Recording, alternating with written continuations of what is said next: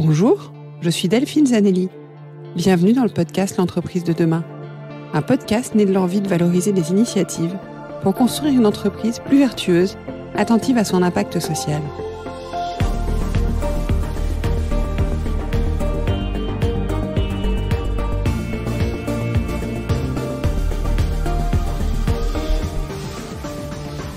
Chaque semaine, vous découvrirez alternativement des interviews de leaders engagés et des clés d'action pour vous engager à votre tour.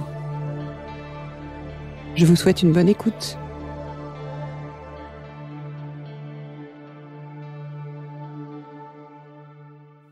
Pour cet épisode, j'ai le plaisir d'interviewer Xavier Mufradji. Xavier est président et CEO du Club Med Europe, Afrique et Moyen-Orient et va bientôt devenir CEO de Young President Organization. Nous y reviendrons. J'ai souhaité interviewer Xavier car en tant que dirigeant, il a une vraie conscience de l'impact qu'il a sur ses équipes et son environnement. Il y travaillait déjà en tant que dirigeant du Club Med, cherchant sans cesse à s'améliorer et à permettre à ses équipes de donner le meilleur d'elles-mêmes, à attirer les meilleurs talents également. Il va y œuvrer plus largement encore en prenant la tête de YPO. Parce que pour lui, dans le développement durable, il y a l'environnement, l'énergie, mais le point numéro 1, l'attention portée aux équipes. Cette interview a été faite avant le nouveau confinement, mais vous verrez qu'elle résonne tout autant aujourd'hui. Je vous propose de l'écouter.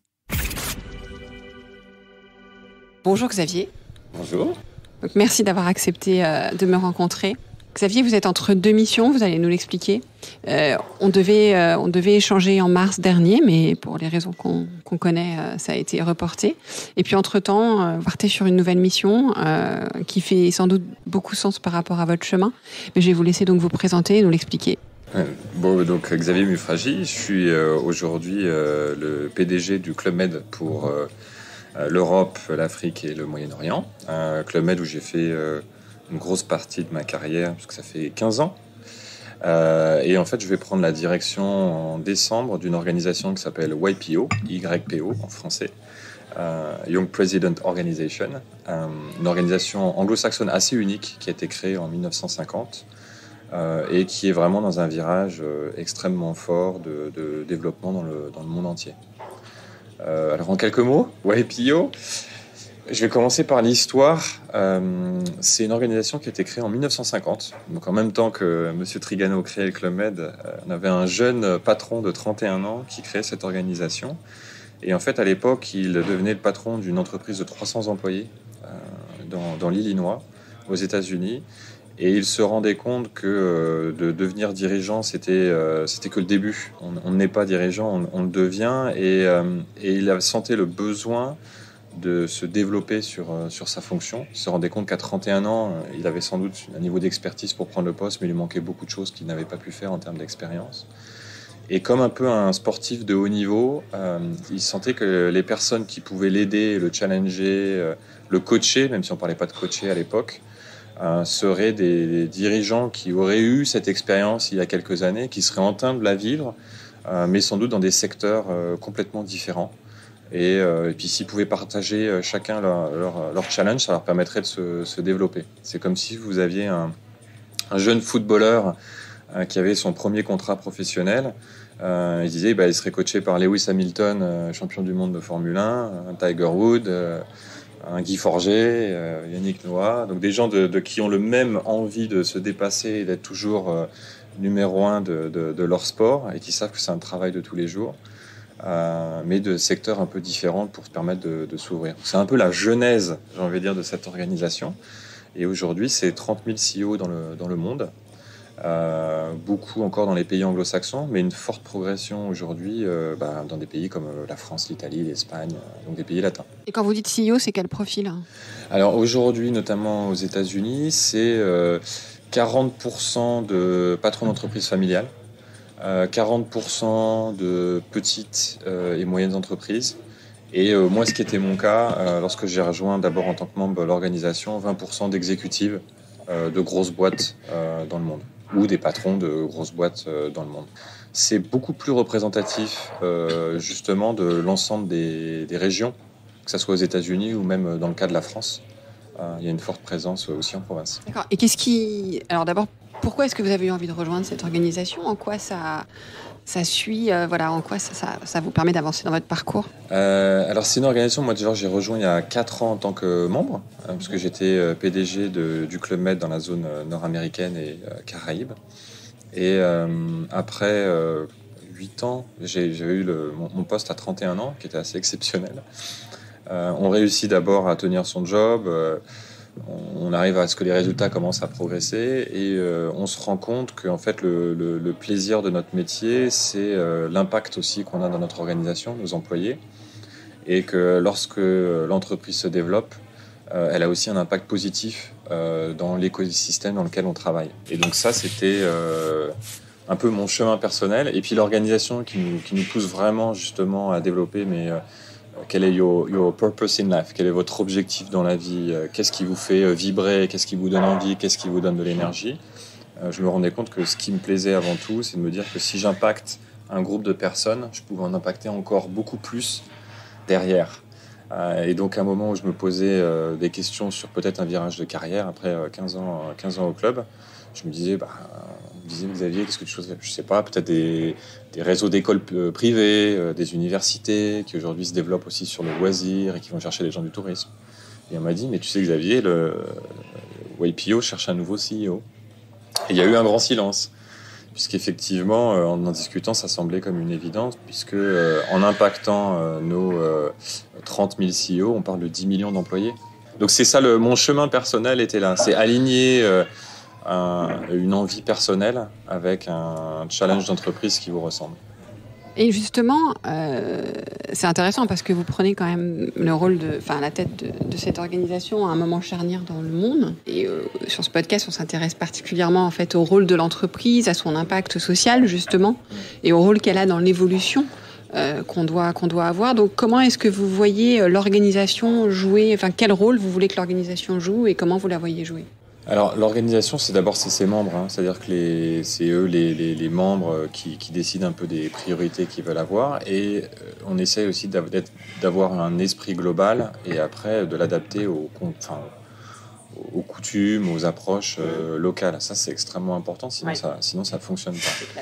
Mais clairement, dans l'ensemble des membres que vous allez avoir, vous avez des gens qui ont pris leur fonction de patron et dirigeant avant leur 40e année, qui ont intégré l'organisation avant leur 44e année. Et derrière le fait qu'ils soient dirigeants, c'est des gens qui sont extrêmement tournés sur l'envie de se dépasser personnellement, être prêts à se faire challenger par leurs pairs, continuer à se développer en formation continue avec des universités ou des programmes que l'organisation développe. Et aussi cette envie de faire avancer, que leur impact dans leur entreprise a un impact sur le monde. Donc déjà de départ, l'ensemble des membres sont sur cette réalité qui est extrêmement forte chez les nouvelles générations. Et donc même des gens qui sont dans l'organisation depuis 15-20 ans, parce qu'on parle de 1950, veulent garder cet esprit-là. Et c'est ça que je trouve remarquable, c'est qu'elle permet en fait à des patrons qui ont peut-être eux plus de 50 ans ou 55 ans de se remettre en question sur leurs approches managériales pour l'adapter au management tel qu'on en a besoin aujourd'hui. Puisqu'on sait que demain, pour faire du business, on a envie de faire du business avec des gens qui ont des valeurs éthiques extrêmement fortes, qui est la clé de l'organisation. Et la deuxième clé de l'organisation, c'est des patrons qui sont focalisés sur le bien-être de leurs employés. Et donc ça veut dire que demain, pour recruter les meilleurs, les gens chercheront des patrons et des dirigeants qui sont dans cette approche. Donc il y a une organisation qui s'adapte aux attentes du business et les attentes des employés. Et ça, je trouve que c'est fondamental. Et en même temps, effectivement, en termes d'approche managériale, ce sont des attentes extrêmement fortes et qui vont continuer de se développer. Moi, il y a quelque chose qui m'a marqué, c'est qu'aujourd'hui, les gens font plus confiance en leur patron qu'aux médias, qu'aux hommes politiques, qu'aux autorités. C'est très juste. Et ça, c'est maintenant depuis 3-4 ans, je crois que c'est une étude Edelman, dans le monde entier. Et donc, ça donne le niveau de responsabilité aujourd'hui qu'on donne aux patrons. Une grosse pression sur l'entreprise. Alors, j'ai une première question. Vous avez parlé de 40-44 ans. On ne peut plus rentrer après 44 ans? Aujourd'hui, à part quelques exceptions, mais en fait, on cherche à avoir des gens... au départ, c'était l'idée de départ. Oui, bien sûr. Ça s'appelle Young. Des gens qui étaient vraiment en train de prendre des fonctions importantes et en train de se challenger personnellement par rapport à la difficulté de prendre ce poste. Donc ça a été vraiment un pari de l'organisation. Ouais. Et compte tenu de son développement actuel, on ne serait pas capable de toute façon d'intégrer beaucoup plus de monde. Beaucoup plus de monde, oui, de toute façon. Et donc c'est intéressant de voir ce cheminement, puisqu'en fait, lorsqu'on rentre dans l'organisation, très vite, on vous regroupe un nombre de 7 ou 8 dirigeants. Alors que soit vous le faites dans votre ville ou dans votre pays, soit vous cherchez à avoir 7 ou 8 personnes qui sont plutôt internationaux. Ça, c'est le choix. Et du coup, c'est un groupe de personnes qui vont vous accompagner 4, 5, 6, 7, 8 ans, selon ce qu'on appelle un forum. Et dedans, vous allez parler business, mais vous allez aussi parler de l'impact du business dans votre vie de famille. Et vous allez aussi parler du business par rapport à votre développement personnel, qu'il soit sportif et autres. Et donc, pour avoir un niveau fort d'interaction et avoir des problématiques qui sont assez proches, on cherche aussi à avoir des gens qui sont dans les mêmes groupes d'âge. Oui, je comprends. Oui. Et ça, et du coup, c'est ce qui fait que ça fonctionne. Oui, effectivement. Et du coup, alors, vous avez parlé de différences culturelles. Justement, c'est une question que j'ai. Est-ce que vous pensez, on parle beaucoup d'économie qui se globalise, est-ce que globalement, les attentes par rapport à l'entreprise, le leadership, etc., est-ce que c'est des choses qui se globalisent ou est-ce que vous voyez encore, au filtre d'IPO, des vraies différences ? Alors, il y a des différences selon les pays. Elles sont de moins en moins fortes. Et je pense qu'il y a un élément qui va faire basculer tout le monde vers un modèle, je trouve, moi, ce que j'appelle plus anglo-saxon. Les actionnaires, les employés. Aujourd'hui, les actionnaires ont compris que le résultat au quarter, c'est pas suffisant pour l'entreprise. On voit maintenant, on a des ratios d'éco-responsabilité, de développement durable. Dans le développement durable, on parle beaucoup d'écologie, d'énergie, mais le point numéro 1, c'est l'employé. Exactement. Et aujourd'hui, en étant au Club Med et avec 40%, je crois, de nos employés qui doivent être dans 25 ans ou moins de 30 ans, c'est un critère numéro 1 pour attirer les meilleurs. Aujourd'hui, si vous avez une approche qui n'est pas positive, qui ne donne pas de plan de carrière, qui ne s'ouvre pas à l'extérieur, qui n'a pas un management coach dans votre approche, vous ne recruterez pas et vous ne garderez pas les meilleurs. Donc, il y a des dirigeants qui sont engagés dans cet esprit aujourd'hui plus anglo-saxon de l'approche managériale, mais je pense qu'il y aura une réalité business et des équipes qui va faire bouger l'ensemble des modèles dans cette direction. Alors justement, vous allez nous parler de cette approche plus anglo-saxonne. L'organisation dit « The world needs better leaders ». Ça veut dire quoi ? C'est quoi le rôle du leader ? C'est quoi les meilleurs leaders demain ? Alors, et puis moi, je rajouterais même, je suis pas encore à la tête de l'organisation, le monde a besoin de meilleurs dirigeants et ça commence par nous. Je pense qu'on rajoutera ça. C'est qu'effectivement, le point de départ, c'est qu'aujourd'hui, les attentes des chefs d'entreprise, moi, ça me rappelle... Mon grand-père a monté une entreprise dans les années 60, même ça me rappelle les années Michelin, toutes ces... Et donc, moi, ça m'avait marqué quand mon grand-père est décédé. Il avait été résistant, donc il y avait des militaires autour du cercueil pour le veiller. C'était en Corse, en plus c'était assez émouvant. Et j'avais aussi deux grandes dames très élégantes, à peu près de mon âge. Puis je regardais, puis je dis, ça me rappelle quelque chose. Et en fait, je me rappelle que c'était les 2 filles de son premier ouvrier, on parlait du BTP, avec qui je jouais dans la Syrie, dans les hangars quand on avait 7-8 ans. Et elle pleurait quelqu'un qui, par rapport à ses employés, on était dans le BTP, construisait avec les employés leur maison en Corse. Et pour les enfants, s'assurait que les enfants pourraient aller jusqu'à l'université. Et ces 2 grandes dames étaient devenues une avocate et une professeure, je crois, d'université. Et ça m'a beaucoup marqué. Ouais, je comprends. Et je pense que le management d'aujourd'hui, il n'est pas très loin du management d'il y a quelques années, où justement les entrepreneurs voulaient créer leur écosystème à taille humaine, où le dirigeant connaissait l'ensemble de ses employés, et du coup cherchait à l'impacter positivement. Et je pense que la grande différence, c'est qu'aujourd'hui, on peut peut-être réussir à le faire, même dans des organisations plus grandes, qu'on dit souvent au-delà de 100 employés.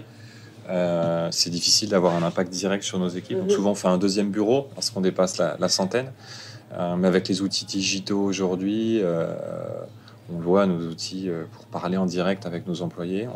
On peut, je pense, avoir cette approche comme hier qui était favorable pour le bon équilibre de l'écosystème entreprise, employés, actionnaires, et aussi le faire sur la plus grande échelle. D'accord. Donc, le leader demain, c'est quelqu'un qui va être au service de ses employés, leur permettre de grandir. Enfin, comment est-ce que vous le... Alors, j'allais dire, les dirigeants d'aujourd'hui, hein. Oui. Surtout là, dès qu'on a des phénomènes de crise, en fait, ça accélère les tendances. Donc, le premier critère, je pense, qu'on cherche à travers son dirigeant, c'est son authenticité.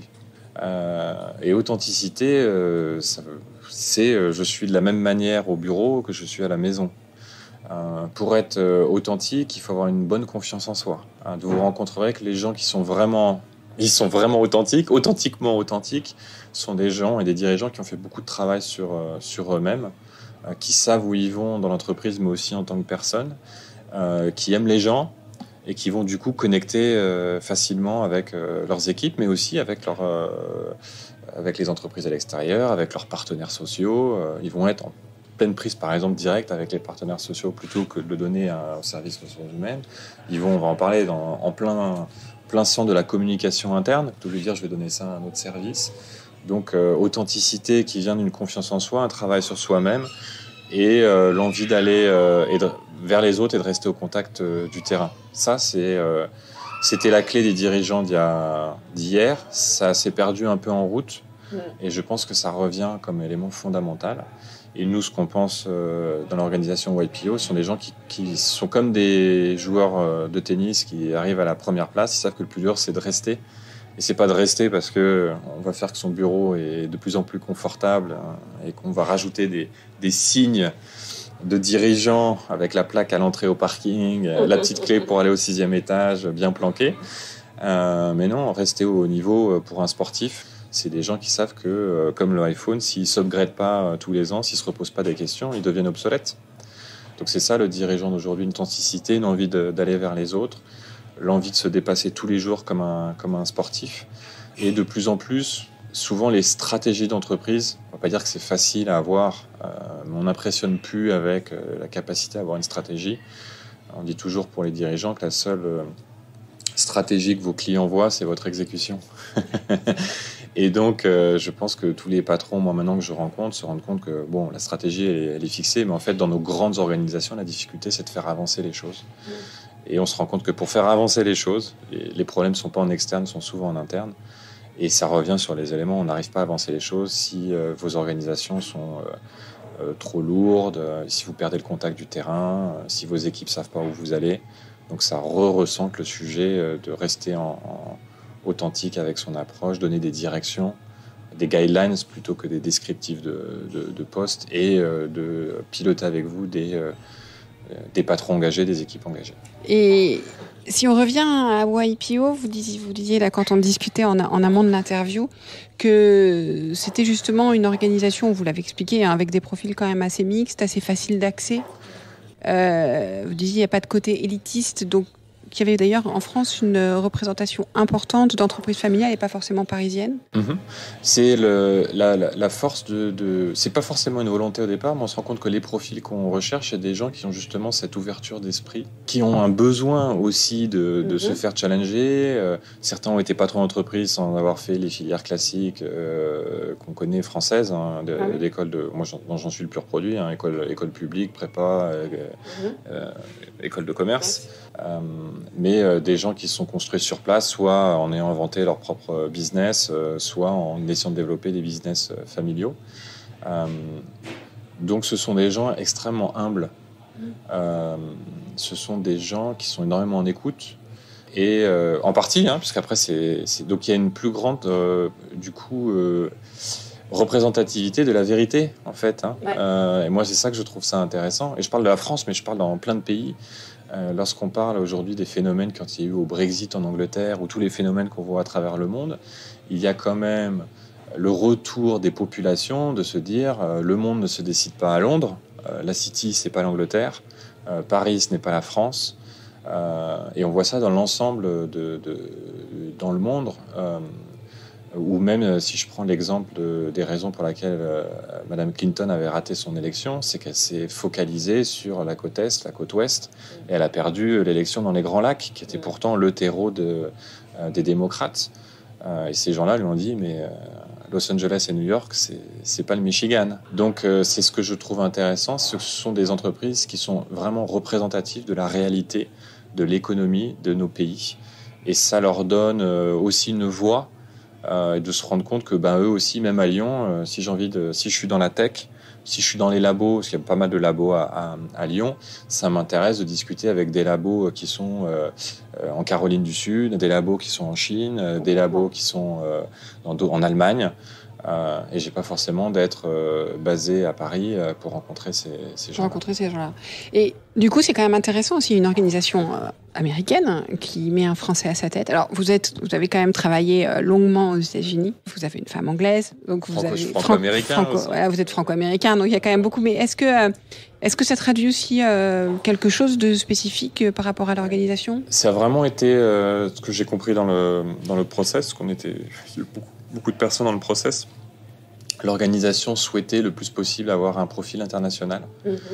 Donc quand même, ayant une bonne expérience anglo-saxonne pour comprendre l'organisation, le pays, puis l'endroit où ça sera basé, parce que je serai basé, c'est un grand mot, puisque je vais bouger pas mal, à Dallas, mais aussi une culture étrangère.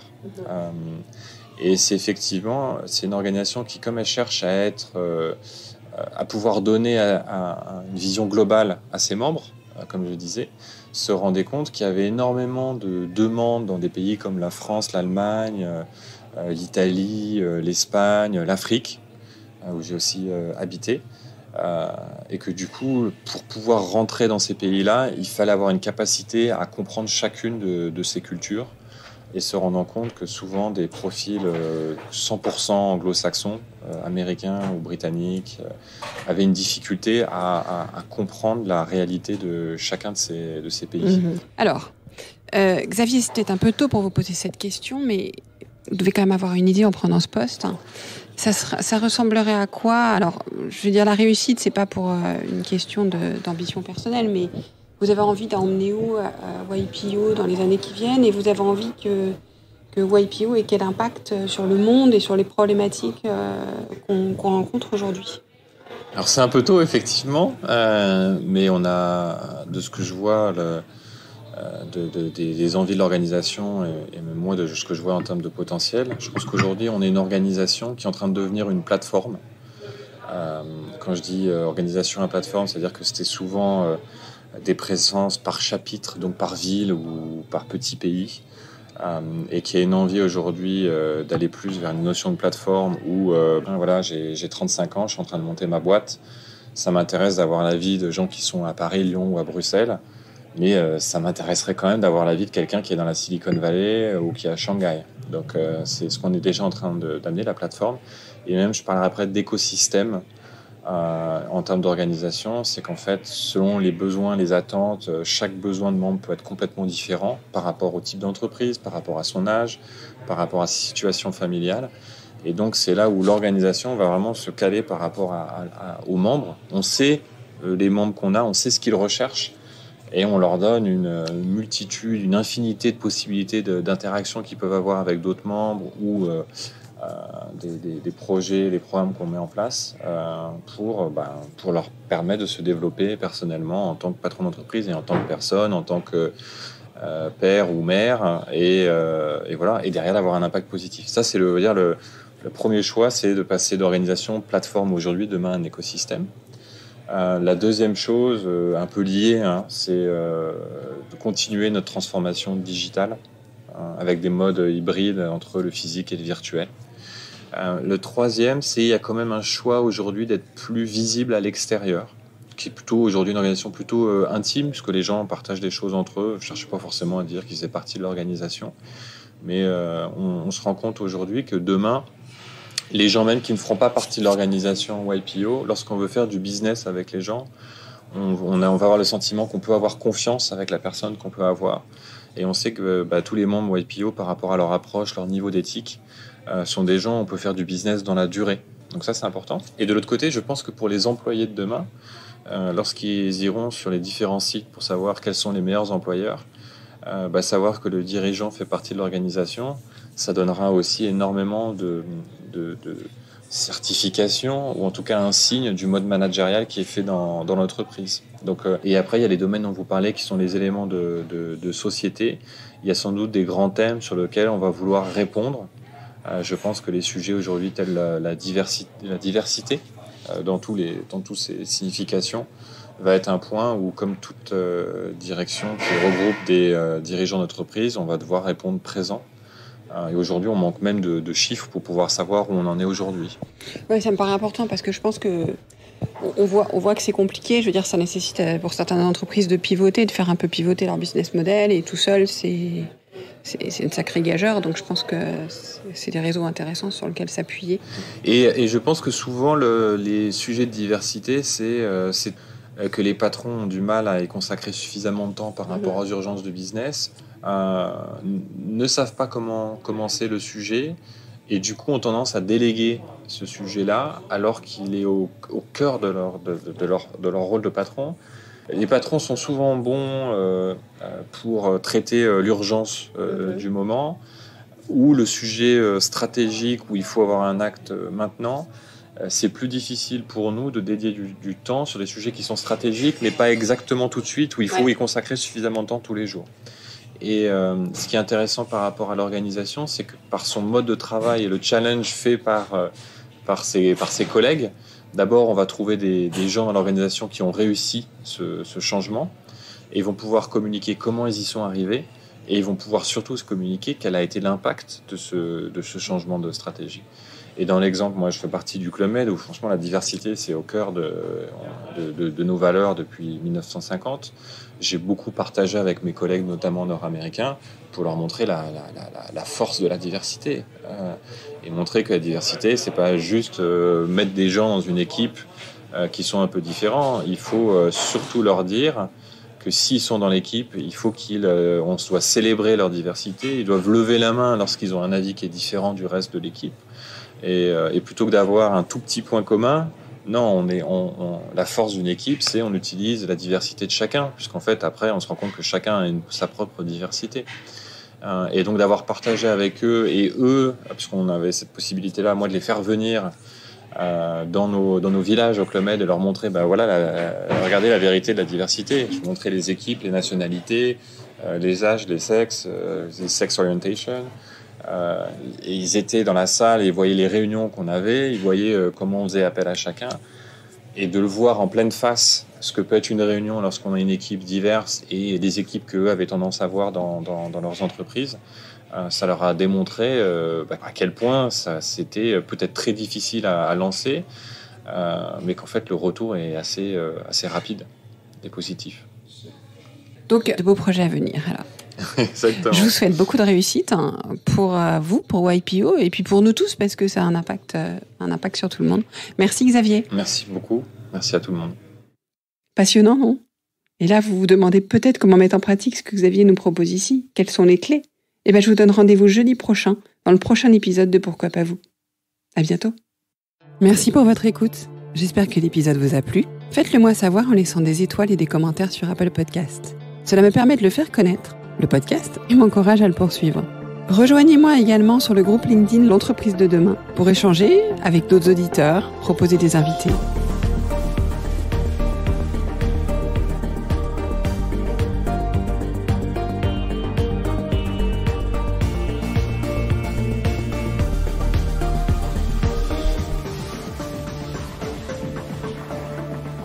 Je vous donne rendez-vous jeudi prochain pour un nouvel épisode.